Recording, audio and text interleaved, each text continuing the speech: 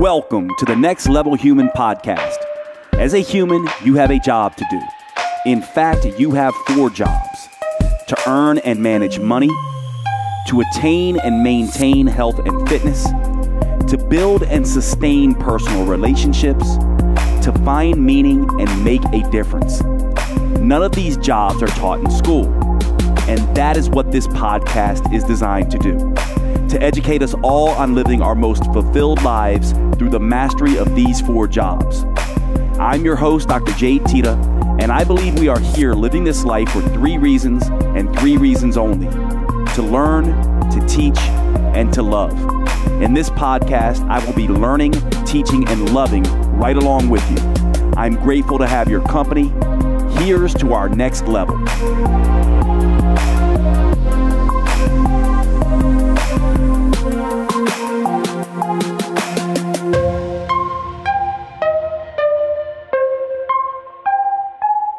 All right, everybody, what's going on? Welcome to the podcast today. I have a special guest, someone who I actually reached out to, who is a friend of my girlfriend and a trainer of my girlfriend, who I was like, I need some help with sort of my mindset around food and behaviors. Who would you recommend? And she recommended the guest today, who is Aubrie Pohl, who is a master instructor in neuro-linguistic programming. She also trains people to do neuro-linguistic programming, and she's a master in life coaching as well, and someone who, when I reached out to you, Aubrie, and kind of went through the program with you, this NLP, I didn't really know what to expect, but through follow-up, it's been pretty profound, and I also thought maybe we'll talk a little bit about some of that follow-up now, too, since it's been a couple of weeks since we talked with each other. But I want people to get a sense of what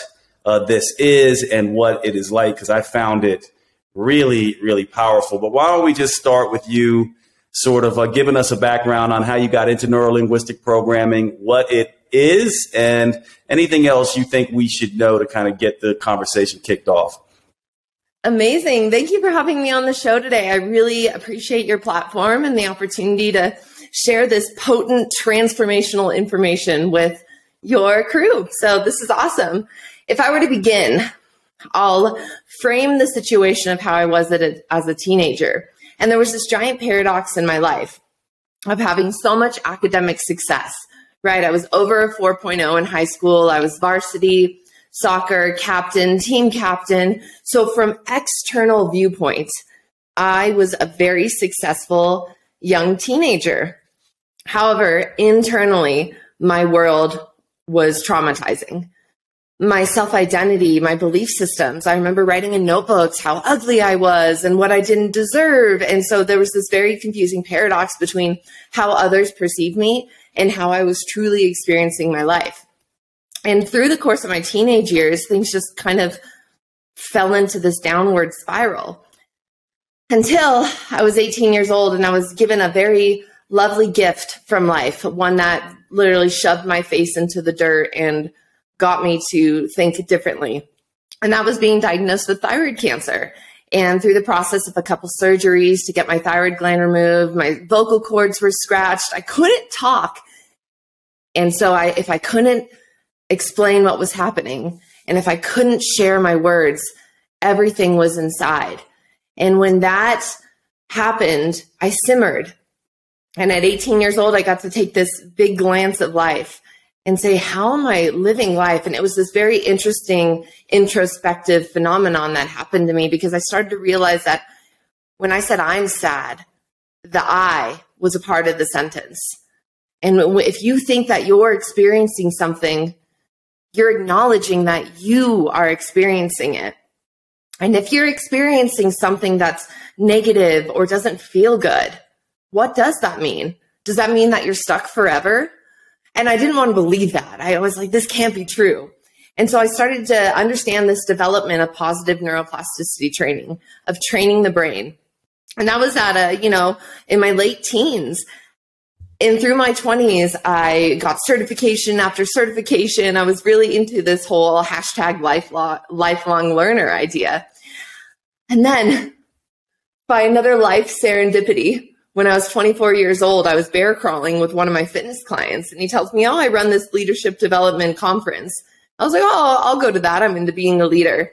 And lo and behold, it was the portal into neuro-linguistic programming. It was everything that I had been doing, changing the mindset, understanding that happiness is within myself.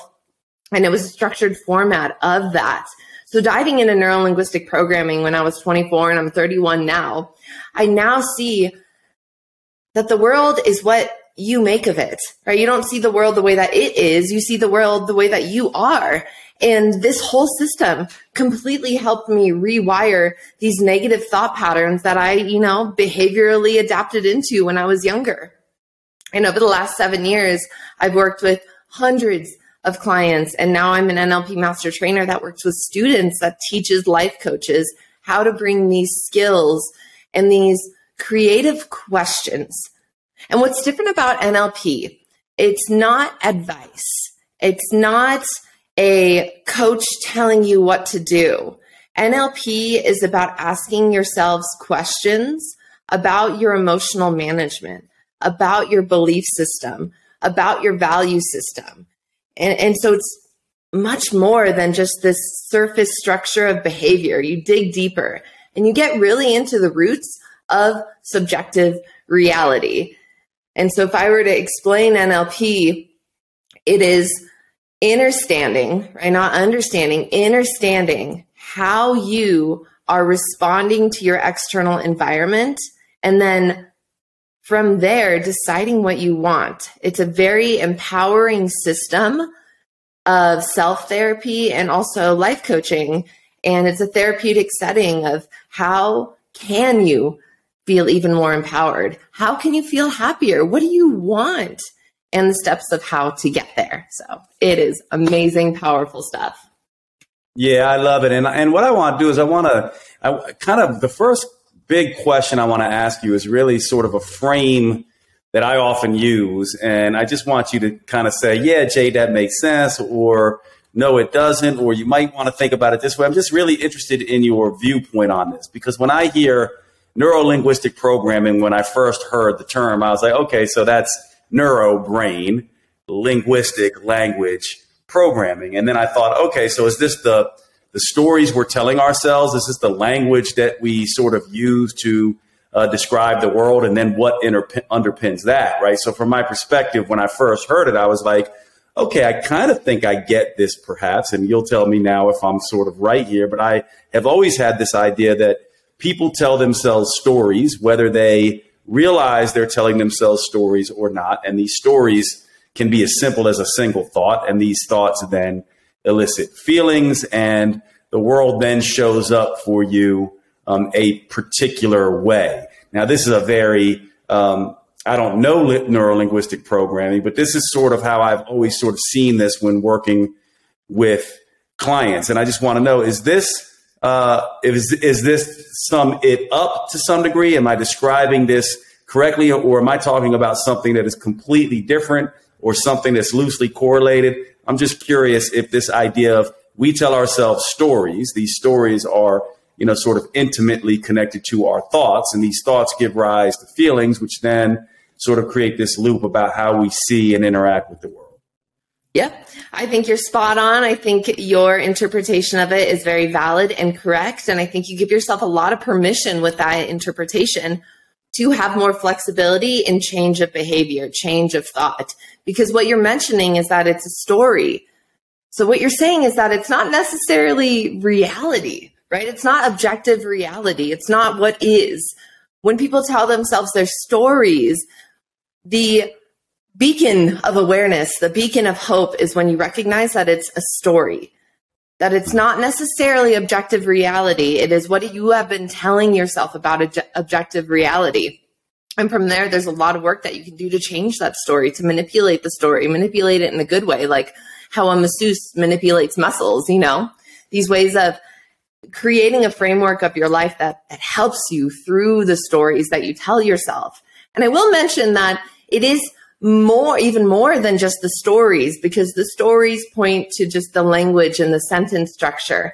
There's also the pictures that you have in your mind. There's also the kinesthetic feelings that you're feeling in your body. So NLP all encompasses the five senses, how you see the world through the pictures, what you feel, what you're experiencing, and what you're saying. Yeah. When you and I worked together, it was really interesting because from my perspective, not understanding what was happening, what it felt like was, okay, so Aubrie's asking me a lot of different questions from different perspectives. I'm giving her feedback, and then she's keying in on, it seemed to me, certain aspects of the way I was talking or the things I was saying, and it seemed like you were very interested in getting very particular about exactly what I was saying.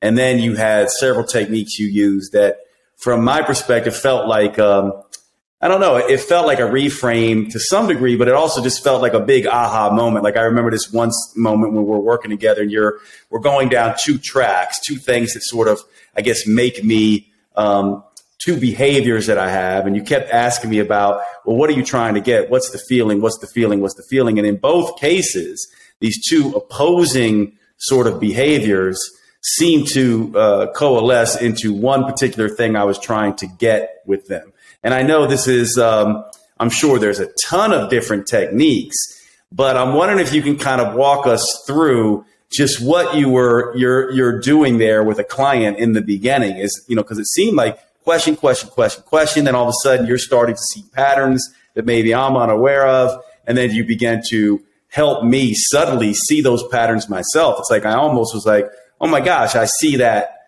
as well. And then there were different tools that you use, but I'm just curious if I'm seeing this correctly in what you were doing. I'm a little bit curious on what are some of these techniques. And then I'm most curious for the listener on if they can do this for themselves to some degree, like how much of this self-talk and some of these underlying patterns can we spot ourselves through NLP techniques?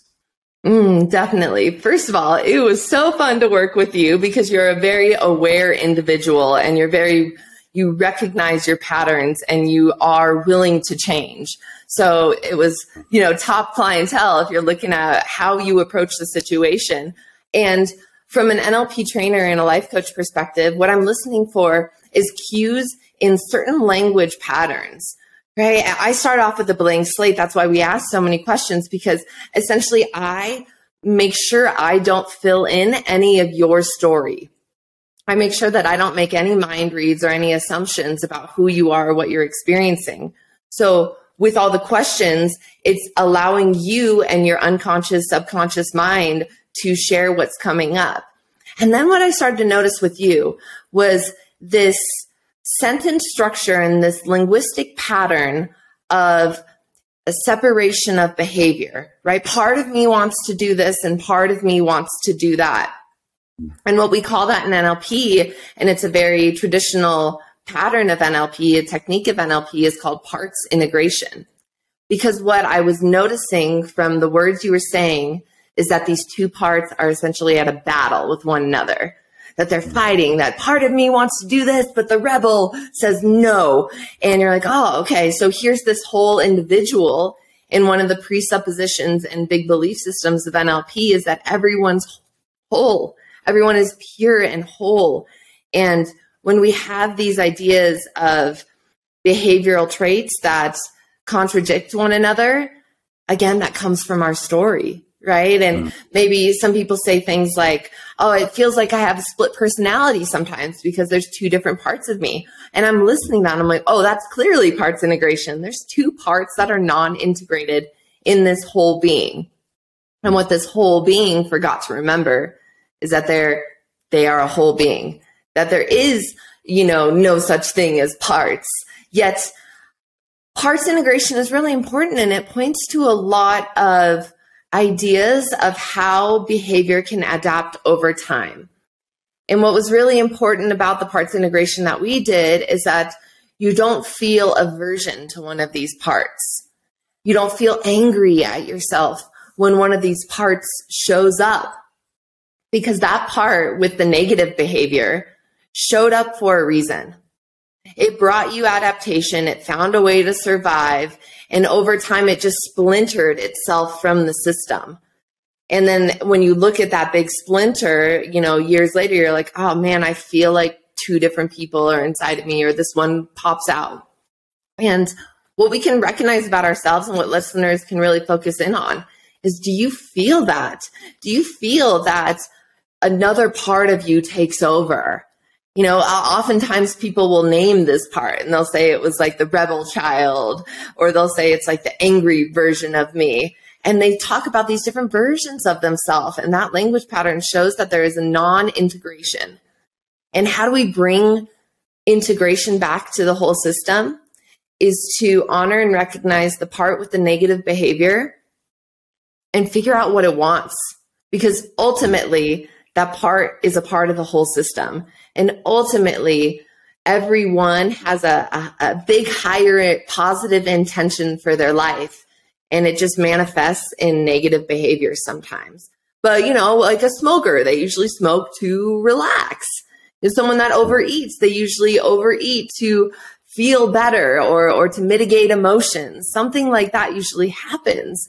And when we can bring awareness to that, we can bring and hold the foundation for integration to begin again, because we get to remember that we're whole.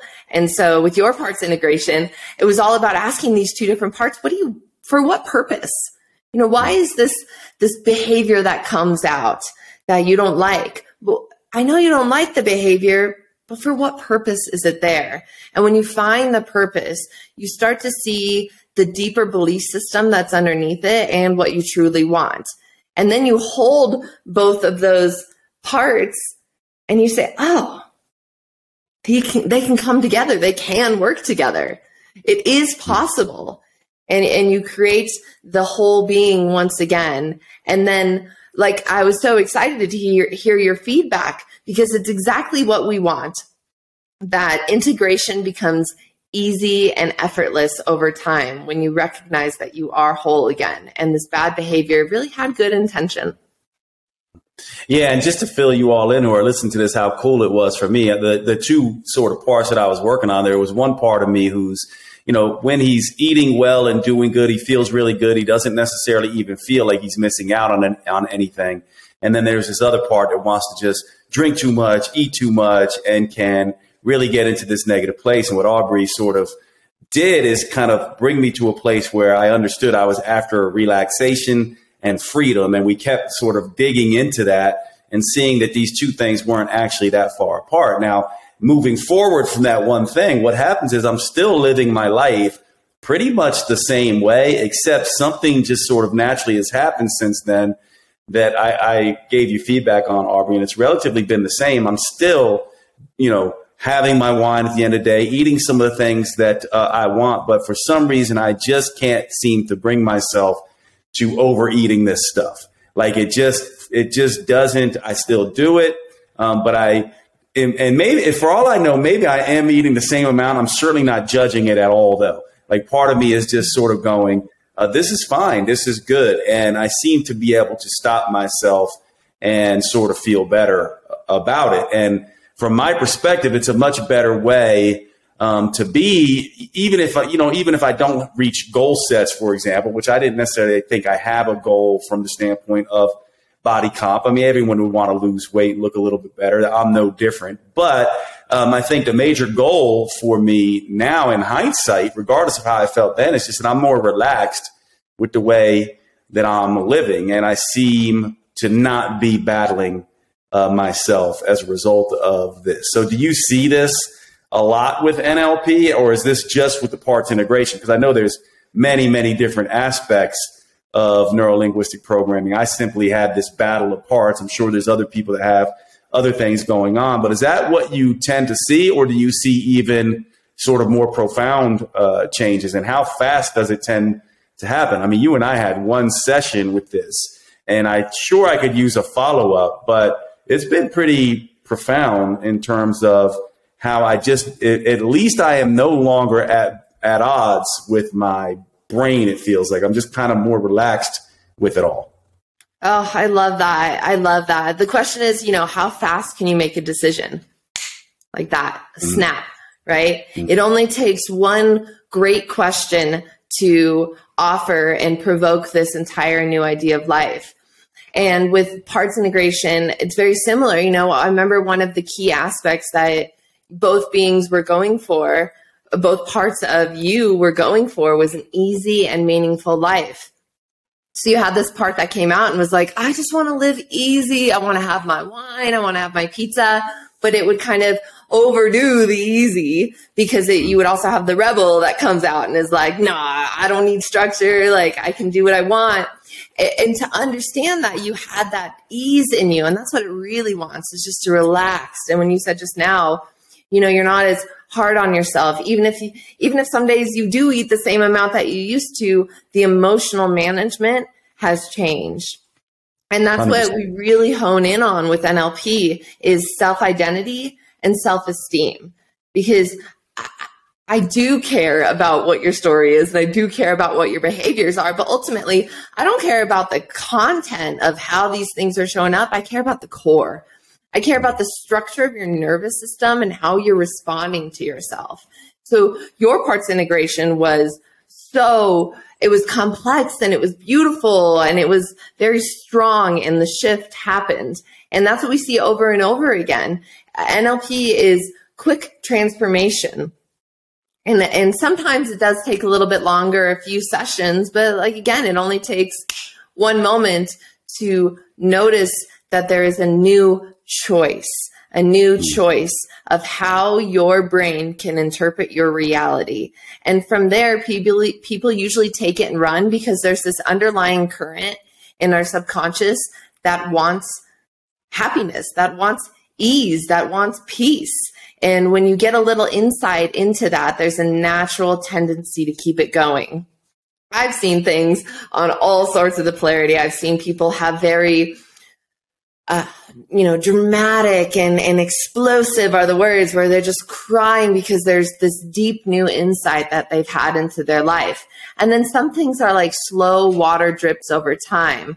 These smaller realizations that end up being a big, puddle and pool at the end of things. And NLP has just really been so insightful for me, and coaching it over the years, of how powerful it is to take a look on how the human experiences themselves, because ultimately that's what's going to shift behavior. A change in thought might not create the change in the life. A change in thought plus change in behavior will create the change. So we focus on what the core is, the root, the idea, and the beliefs, most likely the limiting beliefs that came about because of the life situation. And then also, like, what do, right? I'm not trying to hold life coaching sessions where people just walk out of it and they're like, I feel better. Because it's not just about the feeling. I need to know that when you step forward in life, that there's going to be a new adaptation of behavior because of this new neuroplasticity. Yeah, so let me ask you this. Where do these things, in your estimation and the way you see this, where do these this disease or these negative beliefs or these negative stories or these stories that are at odds or this negative self-talk, where do these things come from? I mean, we oftentimes hear an awful lot about like childhood traumas and adverse events and, our individual pain. Are these protective in a sense? And is that where these stories come from? Are they driven by culture? Is it sort of all of the above? What is your take on why we, sort of get in these negative thinking patterns and speak the way we do that then can sort of hold us back as humans? Yeah, that's such a great question. And the one word I have for you is it comes from a decision. Now, that decision to think that belief or that limiting belief or that negative thought, that decision can either be conscious or unconscious, right? And a lot of it comes from unconscious patterns of the way that we grew up, our attachment styles to our parents. You could have had one teacher in second grade that said, you're just not good at math. And then here you are, 20, 30 years later, thinking that you can't really analyze life in the same way. And you feel this, you succumb to that negative self-belief that somebody told you. And so all of these negative frameworks, my model of the world is that they come from a decision, and that decision is either conscious or unconscious, because I get it. Like even myself, when I was writing in a notebook when I was 16-year old that I'm ugly, that I don't deserve life, like I didn't decide that. Like what the fuck? Why would I say I decided that, Aubrie? But it was an unconscious decision. So when we recognize these negative belief patterns, first and foremost, hold space and grace for yourself, because you allow yourself to take the ownership that you decided it, because then you're at the wheel instead of the victim mentality of like, oh no, it's the way my parents raised me. Like, yeah, they raised you that way. And what are you going to do about it now that you have the awareness? You get to redecide and create a new interpretation. When we recognize those belief patterns, it is the huge leverage point for change. And if we want to, my friends and I call it PTFD, point the finger disorder. If you want to point it out at the world and say, oh, it's because of the way that I grew up. It's because I didn't have the financial resources. It's because I didn't have the opportunities as everyone else. Let's take a new view and say, it's not your fault that some of this stuff happened, especially traumatic shit. Like, it's not your fault. And you have responsibility, the ability to respond now. And that's why NLP, you interject NLP right there, because now it's time to create the new framework of what do you want? How do you make stuff better? And you can totally do that when you believe that it's all about decisions that you make in life. It's time to talk about one of our sponsors of today's episode, AG1 by Athletic Greens. Now, many of you have heard me say this before, but I am not a fan of vegetables, which I know is funny given I've been in the health and fitness industry for so long. I blame my mother and father for this. When I was a kid, what they would do was essentially take the broccoli, the Brussels sprouts, the spinach, the collard greens, and just steam them. No salt, no fat, no taste whatsoever, just these bitter greens. And so I developed a distaste for a lot of different vegetables, which has stayed with me into adulthood. One of the things I've done to mitigate that is use a greens powder pretty much ever since greens powders have come out on the market. And I've tried every single one. They started out tasting like swamp water. I found a few that I really like the taste, but recently, one that I have been taking for a very long time, as you all know, I wear a continuous glucose monitor. I found that it was actually spiking my blood sugar because probably the tapioca starch in it, which some people don't respond to tapioca starch with elevated blood sugars. I was. And so it sent me on a mission to find another one. And one of my friends turned me on to AG1 by Athletic Greens. Now, I've heard about Athletic Greens and AG1 for quite some time. I just never tried it. And now that I have tried it, I have become a huge fan, so much so that I partnered with Athletic Greens and AG1 to sponsor this podcast. Now, let me tell you what happened here. After I saw that my blood sugars were spiking, my friend gave me a couple samples of AG1. I began using those and testing the blood sugar and found there was no spike.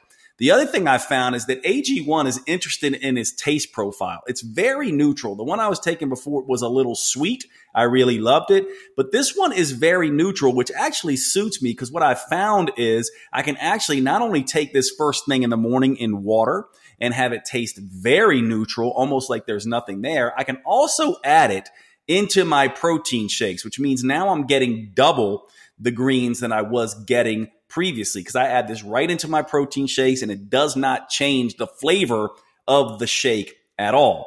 The other thing I realized once I started looking at the label is that this product is not simply a greens product.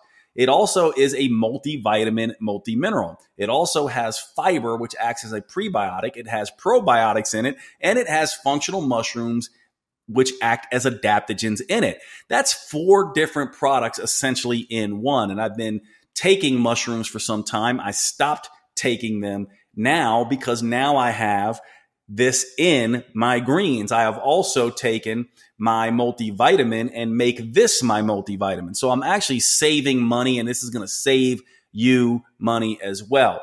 The product AG1 is also NSF certified. And you may say, Jade, what does that mean? The National Sanitation Foundation is a foundation that essentially does testing on products to make sure there are no harmful substances, no persistent organic pollutants, no heavy metals. Now, this costs money to do.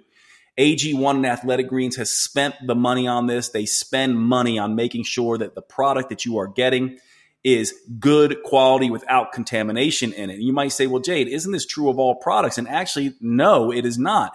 If you ever follow some of the news in this area through consumer labs and other things that do testing on these products, you'll see that many of them will have trace levels of things like mercury and cadmium and lead and things like that in them because they're not doing this testing. So this is an extra piece of insurance for us. The other thing I love about this product that I learned as I was doing my research on it is that this is the 52nd tweak or adjustment they have made to this product in their existence. AG1 has been tweaked 52 times. Now you might say, well, Jade, why would they be doing that? And the reason why is because they continue to improve. We know that science is evolving.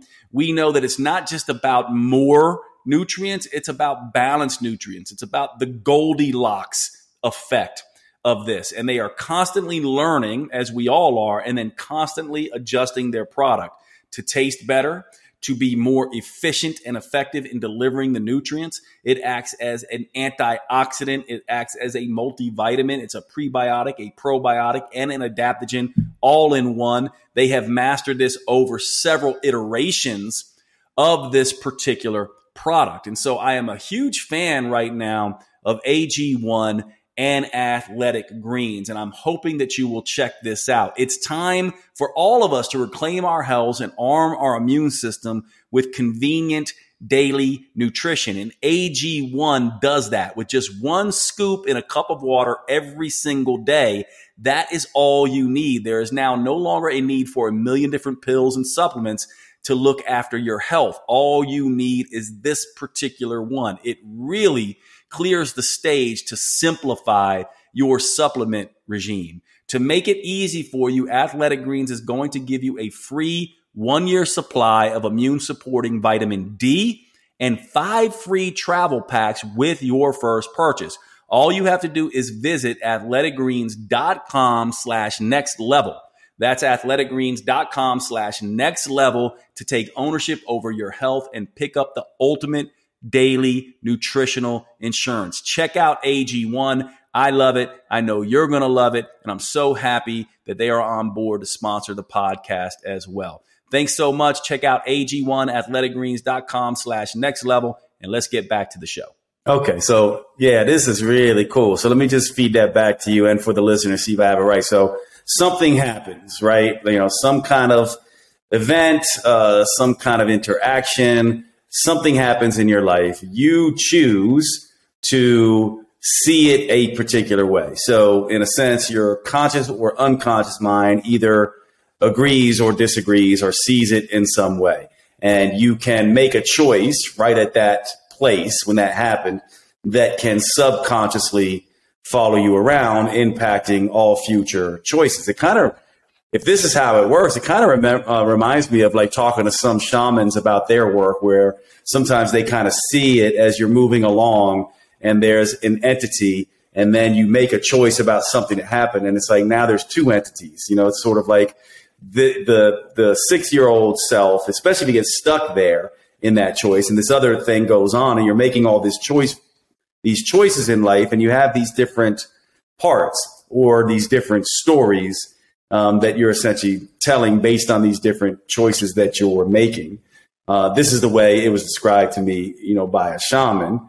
And then from there, if this is lining up with the way NLP sees it, that impacts like a ripple, the way you think, feel, and act perhaps about future events that look somewhat similar. And it sounds like what you're saying, if this is the case, is that we go back and we essentially say, okay, well, this did happen, but I get to choose to respond now differently from this moment forward. But we have to sort of find what the choice was or what we've been telling ourselves to make that different choice. Am I getting it, or am I missing something there in terms of how I'm explaining that? You're absolutely getting it, and well said.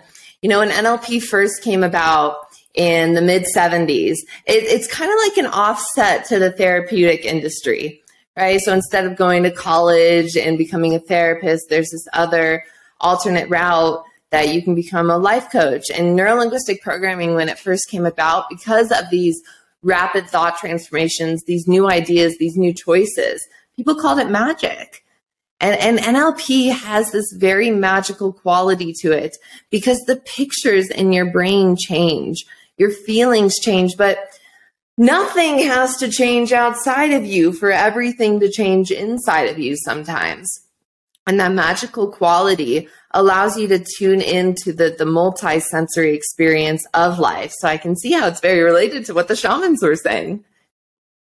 Yeah, and actually, let me, if you don't mind, Aubrie, I just want to kind of run something by you and just get your thoughts on this and just see how this is. And the listener, you'll have to excuse me. This is going to get a little woo-woo, and I just want to see how you see this, Aubrie. But one of the things that I've been doing is reading a lot, and I'm going back to school to get my PhD in transpersonal psychology because I'm interested in sort of the level of consciousness that connects all people. And obviously, this is why I'm interested in NLP as well, after, sort of working with you and talking with London about how all this works.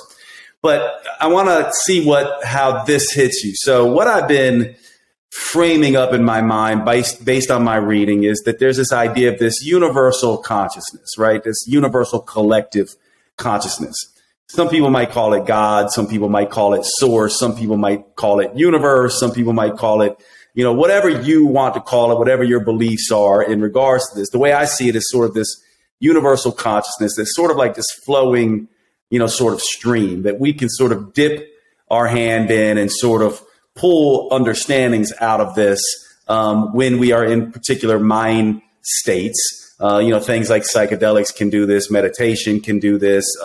Sometimes I think when you're just relaxed, dream states can do this. But anyway, we're pulling up information from this universal consciousness. And I look at it like we're kind of co-creators at best, right? Because in a sense, we have our drives and what we want to do. This universal collectiveness or consciousness also has sort of its underlying, impetus to evolve. And we sort of find ourselves in between these two sort of consciousness, our ego consciousness and then our collective consciousness. Now, you mentioned the unconscious, right? So to me, I kind of frame this up and go, okay, our ego conscious, what makes me an individual, and this collective conscious, what connects me to Aubrie and all of you and the whole world. And then there's this unconscious sort of place. And this unconscious place seems to me, whenever I am tapped into it, it doesn't deliver words to me. It does indeed seem to deliver things in almost like pictures or myths and metaphors or symbols and these kinds of things. It doesn't seem to necessarily speak the same language that I'm speaking. And so it seems like, if I'm reading into you correctly, this NLP seems also to account for this, because while you are working on my words to some degree, it also seems like you're sort of tapping into this other piece of communication that doesn't seem to speak in words. And I'm wondering, one, how you see this. Have you ever thought about it this way, or does NLP think about it this way? And if I'm correct, how do we get into deciphering some of these symbols and more metaphorical things or pictures or emotions that don't speak, language, don't say I am blah, blah, blah, but instead sort of have these other components to it. And I just wanted to throw that out there because some of the things you were saying were reminding me of this. And I'm wondering if you have any thoughts on this. You may not, but I'm just curious if you do, and how you see that. Oh, I love this question. First and foremost, I do dibble dabble in the woo woo. So what I really love about NLP is that it's this bridge. It's this bridge, I say, between the 3D and the 5D, because what you're pointing to is what is beyond words. And there's this syntax of experience underneath the words that we all have. And the metaphor we use in NLP is like an iceberg, right? So you have the surface structure, which is above the water of the iceberg. But then what else is there? There's the deep structure. And that's everything that's beyond the words. Because when somebody translates their internal experience into words, they are extremely filtering the experience. When somebody says, I am depressed, it's not just 3 words. It's an entire deep structure iceberg of their reality that has been the sum total of their emotional experience thus far. So there's a lot of stuff going on in every complex individual that is much more beyond what they are saying. And what can really be helpful in NLP is gaining that relationship with your internal world. If I were to say, go ahead and think of a dog, think of a dog. And when you're thinking of this dog, what color is the dog? Is there a scene that the dog is in? Are they outside? Are they inside? And we have this realm of our internal world that is completely personal to your experience. And your ability to translate that internal world into words is going to help people understand you more and is going to help people help you more if you need help. This world that we're pointing to that's beyond words is the human phenomenon, right? This conscious phenomenon. Because if you were to, I've worked with cadavers before, and if you were to take a cadaver and you were to cut open the brain, you're going to find brain tissue. You don't find the mind. You don't find the feeling of the first kiss or the smell of the cookies you love so much. You just find brain tissue. So what we're pointing to here in NLP is the mind and how the mind manifests itself in every individual reality. The skill set here and the muscle that we're working in NLP is, do you understand that world beyond words that's inside of you? And a lot of people, the biggest example is when people have fears and people have phobias. If somebody's afraid of heights, why? Why are they often afraid of heights? Because they have this movie playing in their brain that they're going to fall off of the height. And it's not necessarily because then you have other people that, they work in high places for a living. They jump out of planes on purpose. But you have other people that experience that with complete terror and paranoia. And it's because of the syntax that's underneath it all. It's because of that world and that deep structure that's inside of them. This is where I nerd out completely in NLP because it's so beautiful and magical how we all have a different internal experience. And when we're asking questions in NLP, it's to uncover what that deep structure is so that we can bring it more into the surface through words to understand it even better.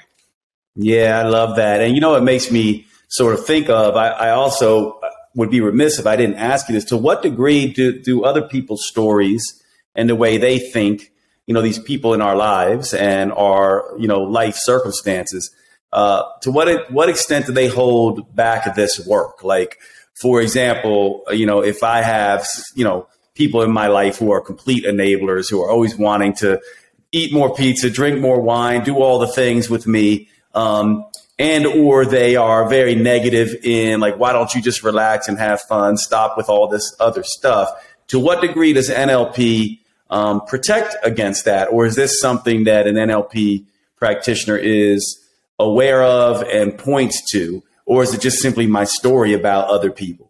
I'm just curious about this. I know other people are going to essentially say, okay, yeah, I can change my thoughts. I can change the way, maybe the choice that I make and take responsibility. But I'm always in and around other people who have opinions about things who are going to influence me for better or worse. And I'm wondering, how powerful is NLP in that realm? NLP helps you recognize and understand your personal world, which helps you become more defined in your boundaries in regards to other people. And sometimes you don't know your boundaries until they get crossed. But if you have these people in your life that are enablers, it also will point to your self-esteem and your belief system of allowing other people to enable bad behaviors. Or, if you fall into the peer pressure sometimes, is it because you feel like your story is that they won't be friends with you anymore unless you do these behaviors with them? And so it does help really define your boundaries and what you want and help hold on to them stronger, and how to explain it in a way that's not like, hey, you're being a jerk friend, like you're contributing to my bad behavior. That's pointing the finger again.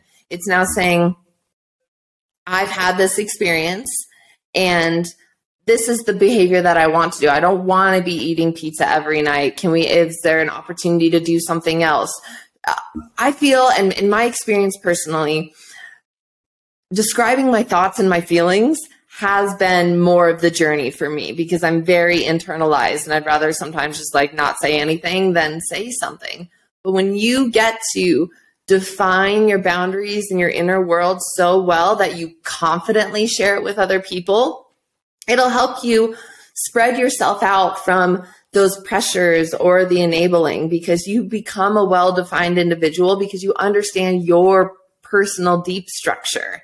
And you get flexibility because some days you want to be with that friend and hang out and eat pizza and have fun. And that's totally okay, because you'll also have the tools to reconsider what your values are and your beliefs are. And you don't need to walk away from having a great night with friends saying, oh, I can't be this person anymore. You can say like, wow, here are the good things about that friend.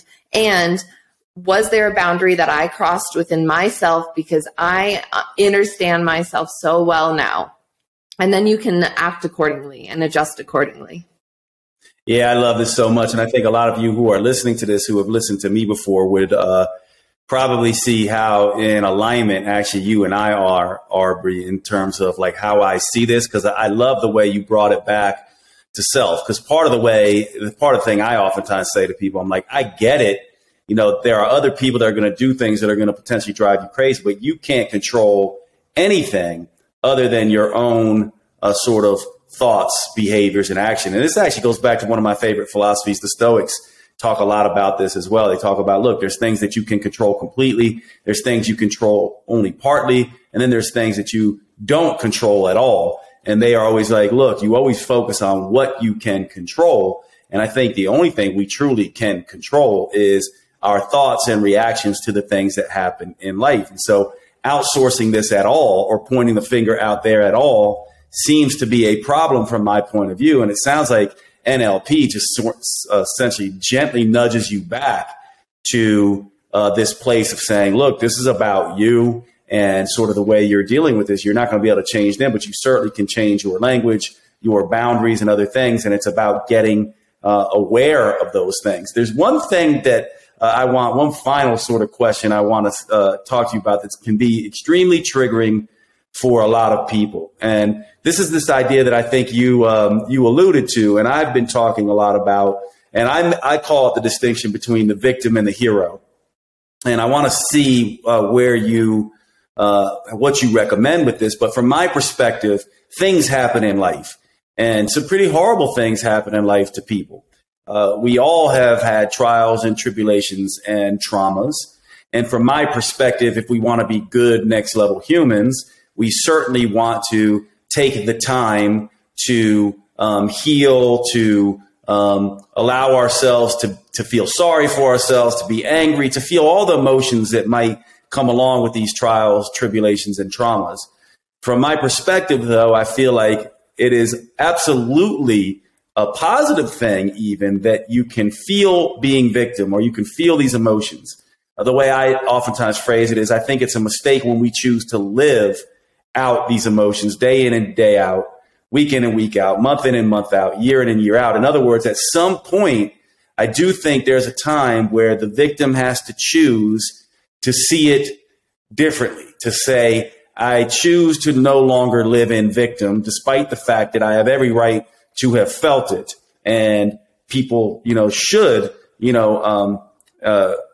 help and should feel compassion and empathy for me. But at some time in the future, they're not necessarily going to anymore. They're going to move on. Life moves on. And it seems to me that a lot of people choose to stay stuck in the feelings of victim. And I think that perhaps that is a huge mistake, perhaps the biggest mistake. And it's also a very triggering thing because horrible things happen to people. And so I'm wondering if you just have any thoughts on that and the way that you deal with that? Because I can imagine at the level that you work with people, you're oftentimes running into, let's call it a personality that is a part of this person, a part of their personality that refuses to give up the victim mentality because of some of the horrible things that they've perhaps been through. And I just want your perspective on that. Do you see it the way I see it? If so, how do you deal with that? If not, what is a different way that we can frame this? Because from my perspective, this is, to me, at least in the work that I do, the single biggest place people get stuck and the most difficult aspect of change for most people. And so I'm just curious your thoughts on that as sort of a final question in this sort of NLP process. Oh, that's so great. So in my belief, the quality of your life is the sum total of the emotions that you allow yourself to experience. And traumatic stuff happens to everyone in different ways. Sometimes it's big T, sometimes it's little t trauma. And I know that sometimes it is easier to sink into the enabling of the negative emotion. And there's a comfort that comes with being sad. And if you've been sad for a long, prolonged period of time, there is a comfort that comes to me going into my little hermit hole and not coming out for days. Yet, when we look at the quality of our life overall, what are the things that you want to experience? And usually it's things like peace and happiness. And if the structure of your current nervous system is in the way of that, based upon your interpretation of past events, NLP says we can mold this and use it. If I was diagnosed with cancer at 18 years old, and if I did not reframe it, and instead of saying, now I say that cancer is the biggest gift that's been given to me. But if I didn't reframe that, I could still be, 31 years old and living that victim mentality, and I've been through a lot of night traumas without sleeping and sleep apnea, and a lot of my hair has fallen out. Like, shit's happened and it's been rough, but I absolutely refuse to not have a good life no matter what. And it really comes down to this core belief of, do you give yourself hope? Do you give yourself malleability in the way that you're interpreting your experience? And with people that have gone through big T trauma, it is first and foremost important to feel those emotions. Like you were saying, we don't want to be toxic positivity, brush stuff under the rug. Everything's fine when you're still dealing with these core deep negative emotions. When you allow yourself to feel those deep emotions, you then can make that switch and utilize the emotion, because emotions are energy in motion. And I've heard that emotions last about 15 minutes. But when you make that decision to create an emotion as an identity, that's when you end up with chronic depression for 10 years. That's when you end up with these, I've been sad for this long. It's because we'll come back to that word, decision. You made a decision to be that person. And even if you have diagnoses that tell you you're this type of person, you are who you decide to be ultimately. And you are what your emotions are that you allow yourself to experience. So if you allow yourself to start to experience the malleability of reality and the reframes that are available from the hard experiences, when you get that insight and you start to take those pills instead, you start to take that reframe pill where you're like, oh, I can use this rather than have it use me. You start to feel the benefit of this kind of mind training, this creating this next level human, because you're saying, I am in control of my life no matter what happens. And even if bad stuff happens, I can shift the story, and I can allow that shifted story to become more of my nervous system and the emotion that I'm experiencing. And then you feel that up level. So I think if I were to give listeners, I've had a lot of students that come through the program, and this is the conscious collective that's within the program. And with the Next Level Human program, it's very much empowered into like, let's do this for yourself. But then you go back to your family, or then you go back to your partner and they're like, stop NLPing me. Like, who do you think you are to be, and they're in victim mentality. So if you're a listener and you're listening to this and you don't have that same support and you actually go back to your family and they're like, who do you think you are, this positive mindset guru? Hone in again, come back to your own life and yourself and stay strong with that. And I've had clients that have had that, lack of support at home, and their brothers were like, who do you think you are? And he's like, this is who I am now. Bottom line, I'm done. I'm done living in the victim mentality. I know and I recognize that I went through those hard experiences and I'm ready to make life the best that it can be. And so it is this decision, and it is this grounded, it's like a kite, allow yourself to fly and experience, but then make sure that you're holding the end of the kite somewhere that feels good for you. And if I could summarize all that, it's you are who you decide to be right now, no matter what.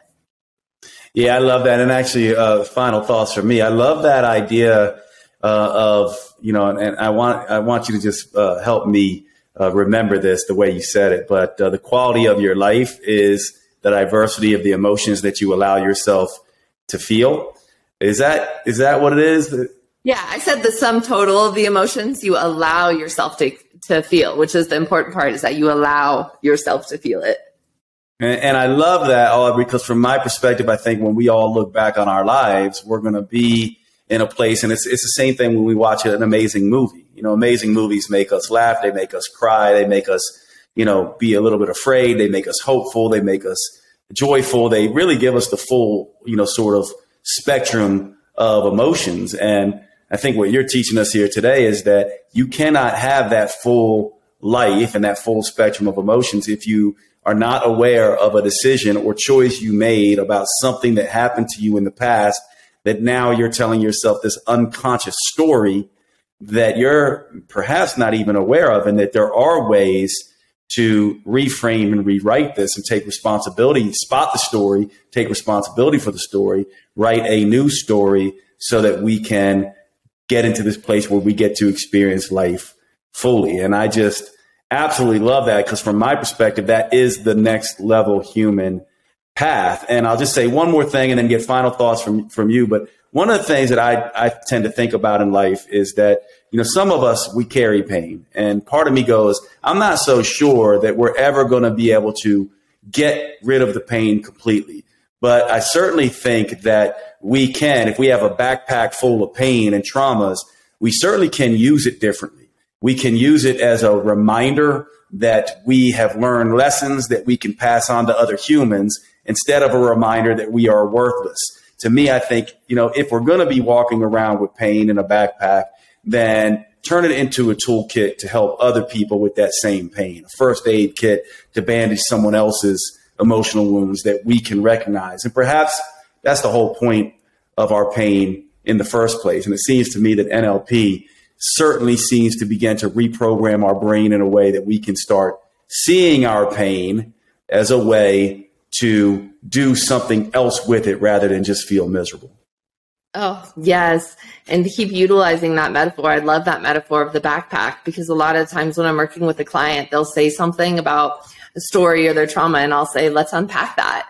Because is that backpack too heavy? Let's look at it. Let's see what's in that backpack, because there's a lot of tools that we could use, I bet. And there's probably a lot of extra stuff that you don't need anymore in that backpack. So unpack your backpack of what you've been holding on to and allow it to just kind of lay out in front of you and say, what is part of the story here that's going to help me? Oh, and this is the part of the story that doesn't feel good. Let's unpack that and see if we can mold it and change it and utilize it in a way for our empowerment. I love that. Aubrie Pohl, everybody, you can see how amazing she is. Tell us how people who want to work with you, catch you on social media, like where can they get your trainings from? Give us some understanding on where they can find you and get more from you. Ooh, thanks so much for having me on the show today. This has been such a great conversation, and I super appreciate who you are and the next level of content that you bring to your peeps. So to continue tapping into my world and this world of NLP, Neuro-Linguistic Programming, I run a signature program called the Life Through Leadership NLP Academy.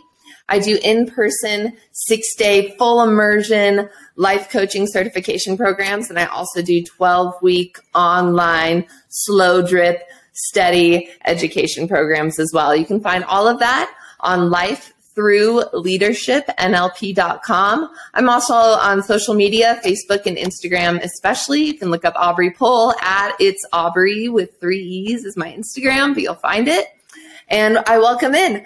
This is the kind of content that I'm so passionate about, and I'm excited for people that are ready to learn even more of it. You are brilliant, my friend. Thank you so much. And thanks everyone for hanging out on the podcast, and we will see you next time.